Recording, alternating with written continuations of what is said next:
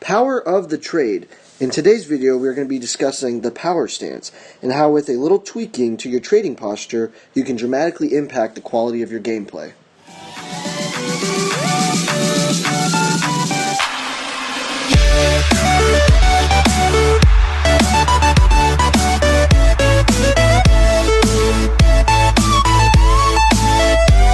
Hey everybody, it's your boy Snyder1 with Snyder Elite Gaming, bringing you another fantastic video.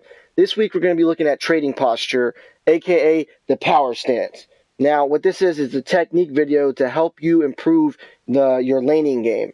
And its main features, why I want to give you guys this information, because it helps you win small trades, it helps you get higher skill shot accuracy, and it also gives you a last hit advantage. It forces your opponent to fall behind, and could set you up for an all-in and kill your enemy opponent if done correctly. Now, I am going to give you a little disclaimer. If you don't do the technique correctly, it can result in some really, really bad plays. Now, my number one tip before we go any further is be careful. A lot of people, they don't really take that into consideration when they're laning, but you gotta have that mindset of, I'm gonna be careful. Because if you're not careful, you're gonna wind up taking unnecessary minion damage, which kind of accumulates over time. Especially when you start getting into the higher ELOs and you really start facing opponents that are able to recognize your playing style, and kind of key off of you. When they make when they size you up. When I watch someone play, I'm watching to see what their habits are, what they like to do, and when you figure those out, if you use this stance correctly, you can take advantage of them. If you don't use it correctly, they're going to take advantage of you time in and time again. So you don't want to, if you do it incorrectly, you're going to do unnecessary minion damage. Your trades could wind up looking really juicy, right? But you're going to wind up getting baited. A lot of times you'll see someone that's super low, and it's going to wind up forcing you to, you're just going to go all in on the guy, hey, I'm going to follow this guy into the jungle. That's bad, because you're going to wind up getting baited. So if you don't follow the rules to the power stance, you're going to fall victim to baits. You're also going to give the enemy kills, and you're going to fall behind. So this is my disclaimer. Number one tip before we go forward with the technique is be careful. Be cognizant of what you're doing and be careful. Now, with that being said, the power stance, what is it? In 5 words, I can explain it as stand on your dying minion. What does that mean to you? As you can see on the screen, you have a typical lane setup. He's going to be attacking my minions. I'm going to be attacking his minions. When my minion's about to die, I know exactly where he's going to be. I know exactly what he's going to be firing at. He's going to be firing at my minion.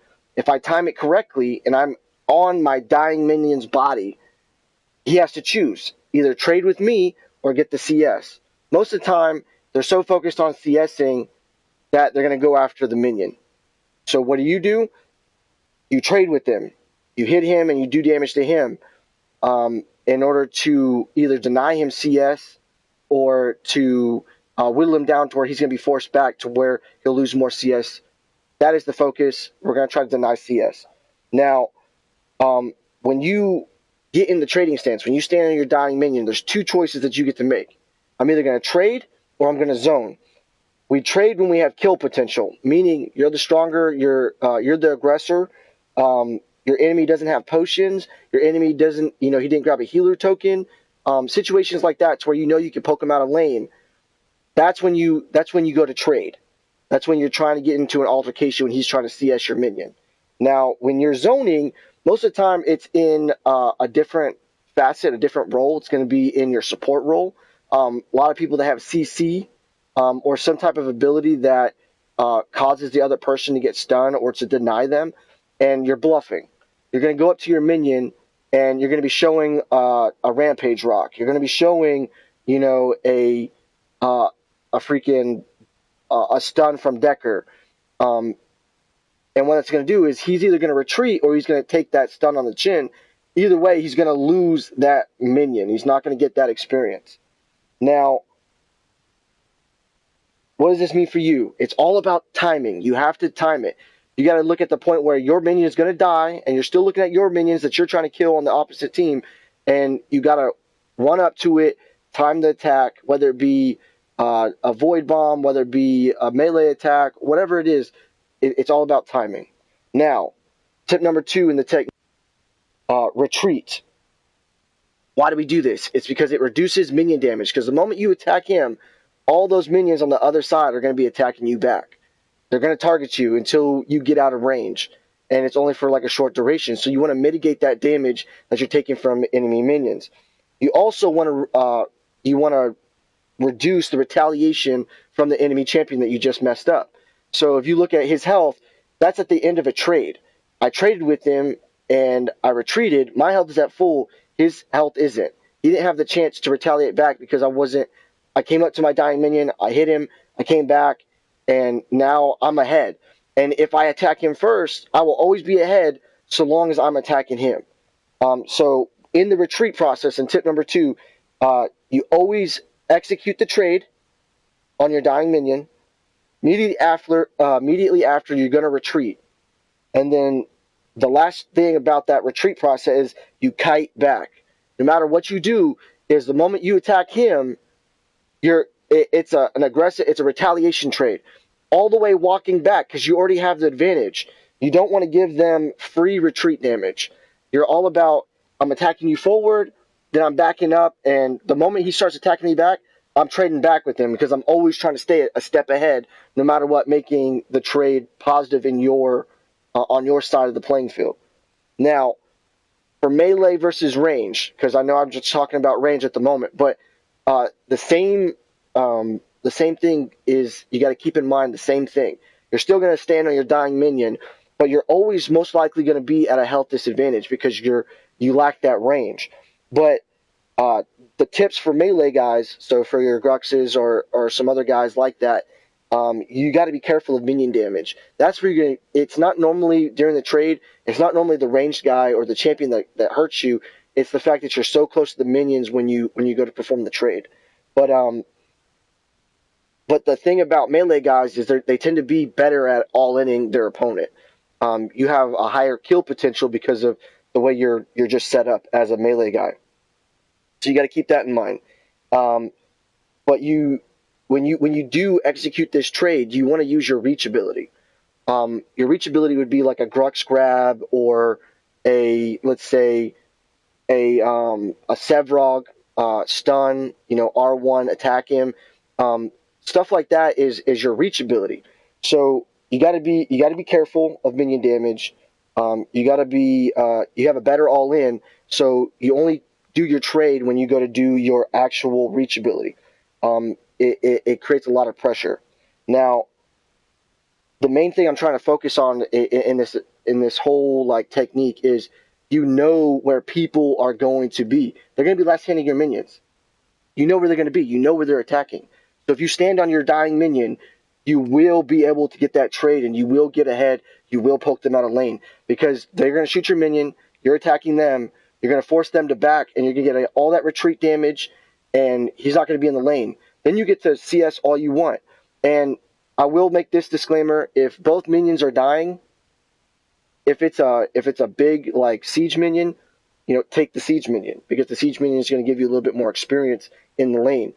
But if it's just a small minion, you would rather deny him the 2, the 3, the 4 CS by standing on your dying minion than just standing in this spot, he's standing in that spot, and you're both just freely farming. You don't want that. You want to create some kind of disadvantage in the lane.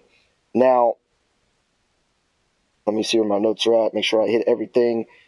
You know where the enemy is going to be. Okay, so be aware of negative trades. What that means is you need to understand how strong your opponent is and how well he's trading. So right now, 2v2, we're about even. So long as I get ahead, I'm going to be at an advantage. But let's say he's level 3, or if I'm in off lane and I'm the AD carry in this 2v1, whatever, and the enemy team is going to have a higher level than me. So I got to understand what kind of kill potential this guy has in order to properly do a trade, or knowing when to trade and when not to trade. So you got to understand what a negative trades are. Only trade when it's necessary, meaning power diving for a trade, bad idea. Diving into a horde of minions, the guy just pushed up a wave from his tier 1 and running into his 20 minions just to attack him, you're going to take more damage than it's worth. It creates a negative trade. Be aware of those trades, and don't push your luck. Be careful. Be cognizant of where you're at, what you have behind you, what you have in front of you, and don't take a negative trade. Now, just to recap what I just said, I'm going to give you an example by playing this little bit of a clip. Just to sum everything up, stand on your dying minion. That's what's going to give you the positioning in order to create the perfect trade, aka the power stance. It's what's going to give you the power to take advantage of your enemy, because you know where he's going to be. Practice makes perfect. You need to learn your timing, especially with your range and knowing how you're going to be able to make that trade. I am not perfect. I have never perfected this technique. It's a work in progress. I'm always trying to be better at it. But before I was doing this, I was just, the mirror match was horrific. Fighting casters that do more damage than me, horrific. But the moment I started implementing this, I started to get a CS lead. I started putting the guy in disadvantages, so he's either having to leave the lane, or I can all in him and kill him. So practice this technique, and it's really going to help you out. Stand on your dying minion. Practice makes perfect. And then trade or zone. You need to make a decision whether or not you're going to trade or you're going to zone the guy. If you trade him, it's because you have the kill potential. It's because you have the advantage. It's because you're even or better than the guy. You're going to zone if you have CC. You're going to show the rock. You're going to show the Decker stun in order to deny the CS. And then if he decides to go for the CS, you make him pay for it. And the more you make him pay for it, and the more you hurt him early, he's going to be wary of going for that last hit. So he won't even approach it. He'll start using his reach ability. So like you can see with the gadget, I started poking her early. She started using her abilities to farm rather than coming up and attacking that dying minion, because she was taking damage. I forced her back at level 1, and then I'm about to show you what happens here, just so that you can see what the trading stance looks like. Hey guys, so my replay was messing up for my YouTube footage for the power stance, so I jumped into a bot game just to get some quick example of what it's going to look like. So obviously I'm looking at not just my minions, but as you see, my minions are so you see right here, right? So he's just attacking this minion. Normally what would happen is I would walk up to this minion and attack this guy. But obviously in a fucking bot game, this is gonna be fucking stupid. But mind you, so imagine that there is another champion on the other side of this right here. My minion right here is about to die. So the idea behind it is I'm gonna run up to this minion and I'm gonna stand on his dying body in order to attack the enemy champion when he goes to last hit that minion. So I'm backing up or whatever. My minion's about to die. I walk back up here and I time it, and then I shoot the enemy champion. That's basically all this is. So this minion's right here. Give him free damage, back up. He's gonna go attack this minion right here. And then back up, and then you retaliate all the way back in order to mitigate this damage right here from these stupid ass minions. So, power stance. Stand on your dying minion. Retreat after doing the trade. Retreat after you making the trade, and then it's a retaliation trade. You're always shooting back. You're not giving free damage. So this guy's about to die. Come up, shoot him, force him to take damage while he's last hitting your minion. This minion's about to die. Come up, force him to take damage, and now you're back behind your minions again. Just last hitting like normal. That's the idea behind the power stance. It's literally to create a mismatch on your enemy opponent. Obviously, this dude's not going to be reacting like he should because it's a bot. but so I'll give you a for instance right here. So last but not least, this minion right here is about to die. I time it, I come up, and I deny the CS by making damage on the enemy opponent and then retreating. That's it. That's the power stance. Yeah. So you're literally going, stand on your dying minion, getting the trade off, retreating. That's all the information I got for you guys. I appreciate you guys being in watching the video. I will be adding this just this footage at the end of the other video that explains the entire technique. I hope this helps in getting you guys to visualize what the trading stance or the power stance is, and I hope it helps you guys' trading posture when laning. That's all I got for you. Peace.